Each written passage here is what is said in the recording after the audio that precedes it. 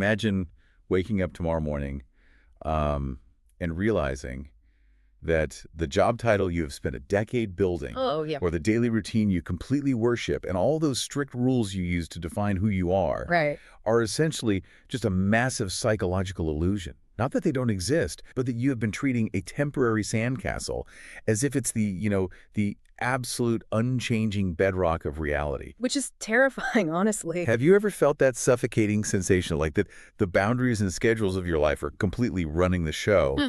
while the messy, vibrant, I don't know, unpredictable source of your actual creativity has just been shoved into a dark closet? It is a crisis I think almost everyone hits at some point. Yep. Usually it's disguised as burnout or a midlife crisis. Yeah, the classic midlife crisis. Exactly. We spend our lives building these incredibly intricate, fortified structures, right? Our careers, our social identities, our belief systems. And then one day we look around and feel entirely trapped inside the very walls we built to keep ourselves safe. Welcome to this deep dive.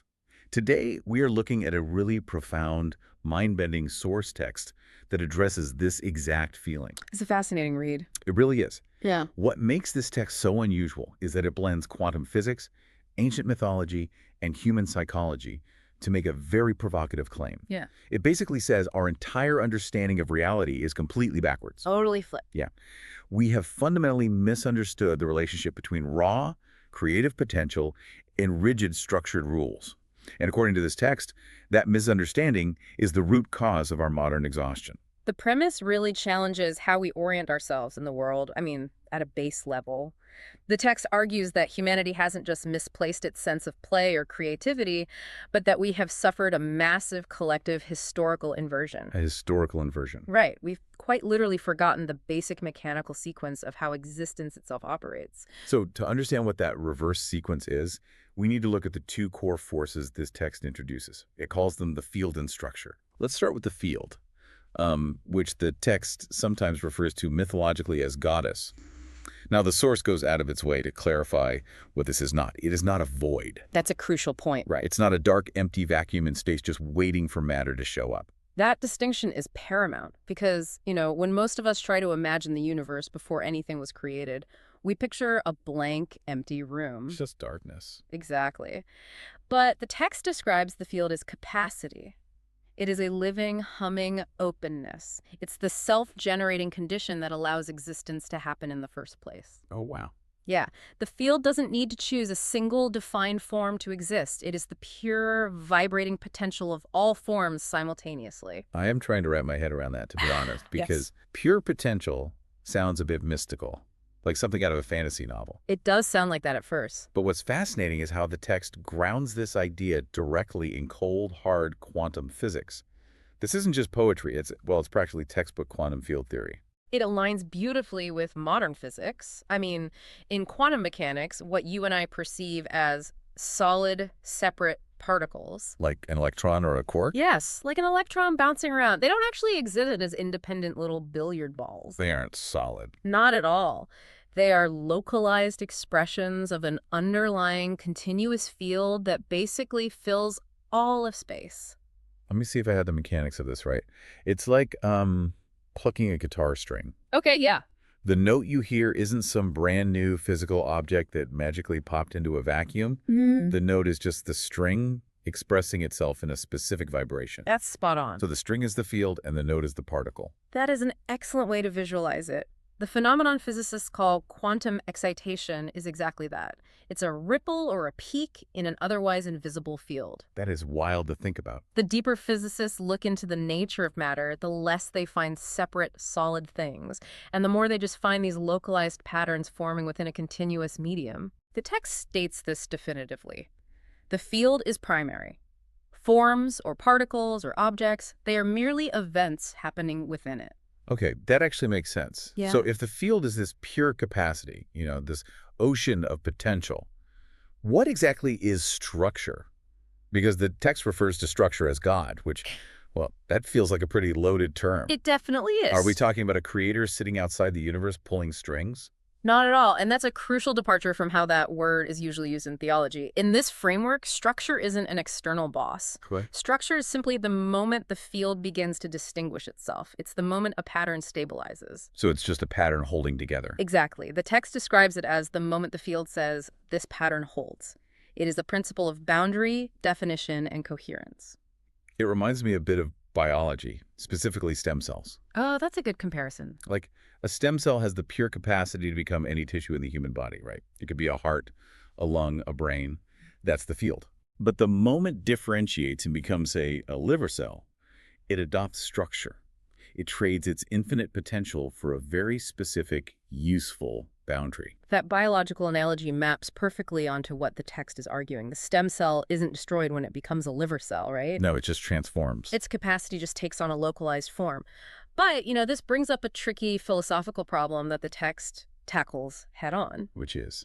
If the continuous field didn't create structure as a completely separate, independent entity, how do we mechanically get from open potential to a fixed boundary? Right, because the text says something that really threw me at first. Yeah. It uses this almost mythic language and says the field moved, and in that movement form appeared. Yes, that line. Wait, pause. If the field is infinite, and it's already everywhere, how does it move? There's nowhere outside of itself for it to go. What does the text actually mean mechanically there? It's a brilliant paradox to point out. It doesn't mean movement from point A to point B in space because, as you said, the field is the space. The movement is internal. It's a fluctuation. Like a vibration. Yeah, think of a perfectly still body of water. If a current shifts beneath the surface, a swell forms. Okay, I can picture that. The water didn't travel to a new ocean. It just localized its energy. Structure is just the first clear shape of that internal fluctuation. It is an expression entirely inside the field, just becoming defined. So structure isn't an invader. It isn't some rigid cage dropped onto the universe from above. It is quite literally made out of the field. Precisely. Made entirely out of the field. And we shouldn't view structure as the enemy of potential either. Oh, so structure is a good thing. Very much so. The text is incredibly clear that from structure, everything we value unfolds. Structure creates systems. Systems allow for complexity. Right. And that complexity is what gives us biology, conscious perception, memory, and your personal identity. Because without boundaries, there is no me and you. If everything is just an undivided ocean of capacity, I can't have a conversation with you right now. Exactly. The boundary is what allows experience to happen. Yes. Structure creates the boundaries that feel incredibly real and solid to us. The trap isn't that structure exists. The trap is forgetting what it's made of. Forgetting the ocean. Right. Every single form, every boundary remains inside the field, sustained entirely by it. So if we look at the raw mechanics of reality, both in physics and in this philosophical framework, this sequence is undeniable. Undeniable. The field comes first, structure emerges from it, the medium exists before the pattern. That is the sequence. Capacity gives birth to form. Then we have a massive mystery on our hands. If it is fundamentally true that the field is the primary origin of everything, how on earth did our entire culture end up believing and acting out the exact opposite? This is where the source material transitions from physics and philosophy into human history and mythology. It introduces the concept of a great historical inversion. An inversion, like a flip. Exactly. At some point in our past, the collective narrative of humanity shifted.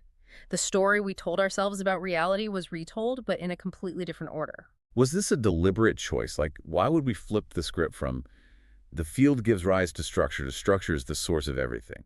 Well, the text implies it has to do with the human need for control and predictability. Of course. As human societies grew more complex, building cities, establishing hierarchies, codifying laws, structure became our primary focus. Which makes sense for survival. Absolutely. We needed rigid rules to survive and manage large populations. But over time, that practical reliance on structure morphed into a deep psychological reverence. We started worshiping the boundaries themselves. And the field, the unpredictable, messy, pure capacity, gets completely demoted. It goes from being the fundamental condition of the universe to being viewed as something chaotic, frightening, or secondary. Exactly. The text uses a very potent, well-known mythological framework to illustrate this distortion. It uses the concept of the Mother of God. Okay, I want to tread carefully here, because that phrase obviously carries a lot of theological weight for a lot of people. But is the source arguing that the religious concept of the Mother of God is just a lie? No, it's doing something much more nuanced than that. The text argues that the concept is actually pointing at a profound mechanical truth about the universe. How so? Well, the title itself, Mother of God, literally describes the generative source giving birth to the structured form. Oh, It's exactly what we've been talking about, the field giving birth to structure. the truth is right there in plain sight. It is. But the source argues that human mythology took that vast cosmic truth and compressed it into a much smaller inverted frame. Wait, what does that mean? Think about how that mythological story typically plays out. The mother, representing the infinite field, is usually treated as a passive vessel, a supporting character. Right. The primary focus, the ultimate authority and the true origin of power, is placed on the son or the father, who represents structure, law, and definition. Oh, wow. So all the players are still on the board, but the hierarchy is totally backward. It's like pointing at an ocean, singling out one massive wave and declaring, "Behold, the absolute source of all water," That's a great way to put it. and then treating the rest of the ocean as just the puddles left behind by the waves. That captures the distortion perfectly. We took the infinite condition that allows for all existence and shrank it down to fit neatly inside the framework of our preferred structures. Okay, I can see how that functions as an intellectual or mythological critique, but let's bring this down to earth. Let's do it. Why does an ancient philosophical flip from thousands of years ago matter to the person listening to this deep dive right now, like on their commute? It matters intensely because the stories a culture tells dictate the psychology of the people living in it. Right. When we absorb a deep-seated cultural narrative that says structure is the ultimate source of reality, it fundamentally breaks how we operate in our daily lives. We naturally start prioritizing whatever is defined, whatever is controlled, and whatever can be named as the ultimate authority. Yes. The text dives deep into the psychological fallout of this. We start treating the temporary rules of our lives as if they are absolute laws of physics. I want to spend some time on this because this feels like the core disease of modern life. It really is. If I'm listening to this right now, this theory explains why I might naturally orient toward the strict rules of my corporate job or the fixed idea of who my family expects me to be and treat those things as absolute gospel. And what happens when you treat a job title or a social expectation as absolute gospel? You worship it. You worship the routine. But the terrifying part is, to maintain that worship, you have to completely ignore the underlying passion, energy, or pure capacity that actually allowed you to create that career in the first place. Which is precisely the psychological cost the text warns about. When you worship structure, you sever your connection to the field. Wow. You lose direct contact with the actual source of adaptability and renewal. And this is where the midlife crisis comes in, isn't it? Let's say you're a lawyer. You've been 20 years building the perfect structure. Yeah, the partner track. The house, the partner, the firm is rigid, it is defined. And then a wave crashes. The firm goes under or the marriage ends. Right. If your entire psychological reality is based on the idea that the structure is the foundation of existence, then when the structure breaks, you feel like you are literally ceasing to exist. That is exactly it, because we have been conditioned to think we are the wave. Hmm. So if the wave hits the shore and dissipates, we think the water is gone. We experience immense existential terror. But if we hadn't flipped the script, If we remember the actual sequence of reality. right, if you remember the field, you understand that while the wave is gone, the water is entirely untouched. Oh, that's beautiful. The capacity to form a new wave hasn't been diminished by a single drop. Our modern terror of change, our burnout, our anxiety, it all stems from the fact that we have forgotten that change, that continuous generative movement, is our actual baseline nature. So, if the field is this ultimate source of creativity and resilience, and structure is what causes us all this anxiety and burnout when it inevitably shifts, why not just reject structure entirely? The pendulum swing. Right. Like, doesn't this text sort of romanticize chaos? Should we all just quit our jobs, abandon our responsibilities, and go live in the woods as pure, undefined capacity? It's a very common reaction to having this realization, honestly. People feel the constriction of the cage, so their first instinct is to blow up their entire life. Burn it all down. Exactly. But the text is explicit. The goal is not to destroy structure. Right, because earlier we established that without structure, there's no memory, no identity, no experience. We need the liver cells, not just the stem cells. Exactly. Romanticizing pure chaos is just another trap. Bringing your life back into coherence isn't about destroying the rules. It is simply about restoring the proper sequence in your own mind. Restoring the sequence. You don't have to get rid of your job or your responsibilities. You just have to put them back in their correct secondary place. The text lays out a really elegant three-step sequence for how to recalibrate this. Step 1. Acknowledge that there is a continuous field of capacity that allows all existence. That is the baseline. Step 2. Within that infinite capacity, structure emerges. Boundaries are formed. A specific life path is chosen. And step 3, within that specific structure, experience unfolds. So it goes field, then structure, then experience. Notice how different that feels from our usual approach. Usually we start with experience, assume the structure causing it is permanent, and completely ignore the field.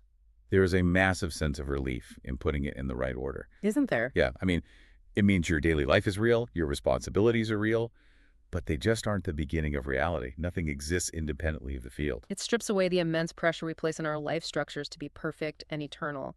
When you realize that your current career or your current identity is just a temporary pattern that the field said holds for now, you give yourself permission to let it shift and evolve when it naturally needs to. The source text concludes this whole philosophical journey with a line that honestly gave me chills. It's a great line. It really summarizes the entire historical and psychological tragedy we've been talking about. It says, the field did not lose to form.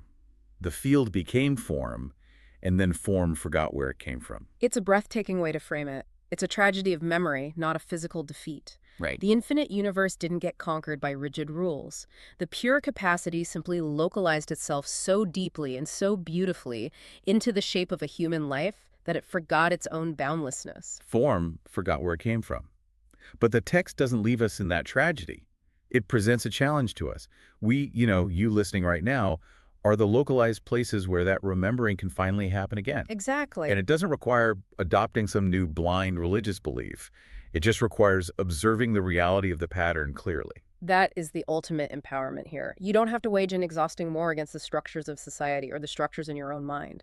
Right, you just have to look at them closely enough to see them for what they actually are. Temporary, localized events floating inside an infinite capacity.